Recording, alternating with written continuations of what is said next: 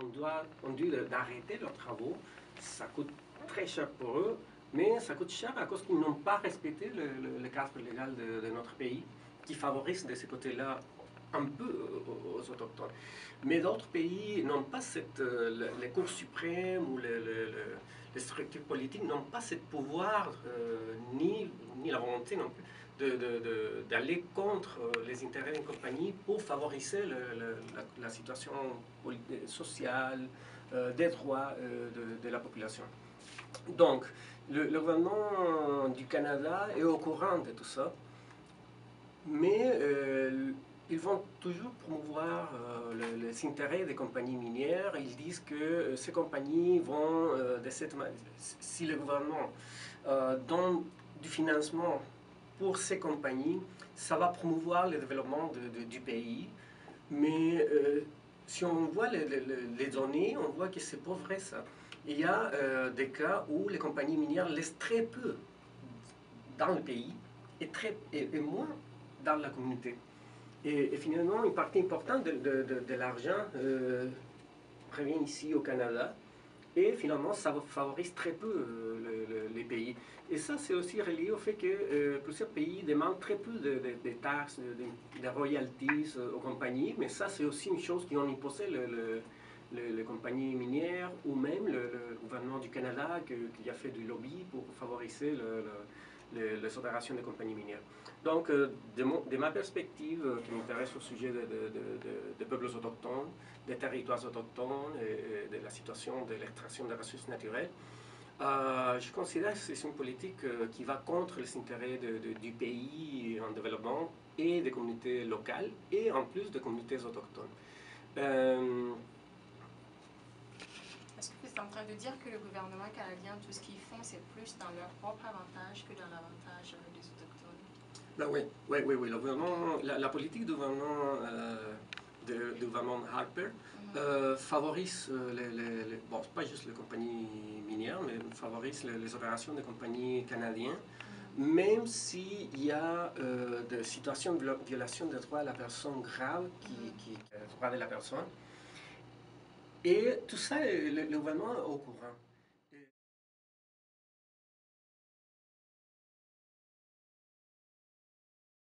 Il y a toujours des dégâts. 30 ans après, une communauté n'arrive pas à s'épanouir. Il y a un problème. Alors, moi, j'ai suivi un cours avec vous en développement international. D'ailleurs, vous étiez mon professeur à l'époque. Par rapport à cette, moi je dirais à cette forme d'ambivalence, cette forme de double discours, qu'est-ce que vous en pensez aujourd'hui où nous en sommes avec l'aide internationale canadienne? Oui, bon, ici j'ai connu ce problème-là depuis que je suis arrivé. Notamment, je me souviens ça fait 2 ans, il y a eu la discussion par rapport au projet de loi C-300 qui essayait d'avoir plus de contrôle sur les activités des compagnies minières qui opèrent ailleurs. Et malheureusement, ça n'a pas abouti. Et pour moi, d'un côté, je parle comme de la perspective de quelqu'un qui vient de l'Amérique latine, que je m'intéresse à la question autochtone. Et c'est grave, je considère que c'est un problème grave à cause que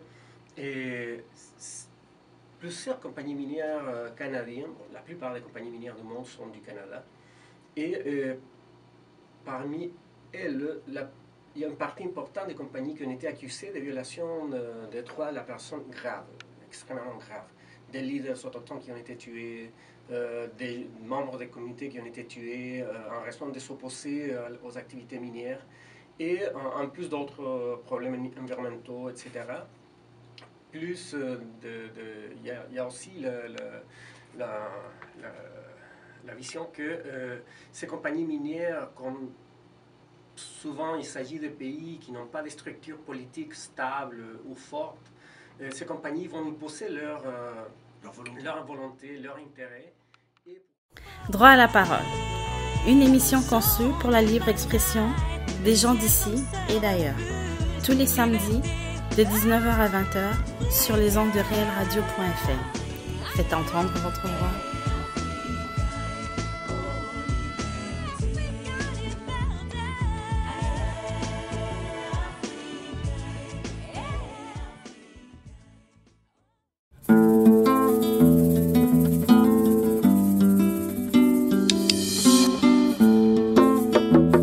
Combattant musique.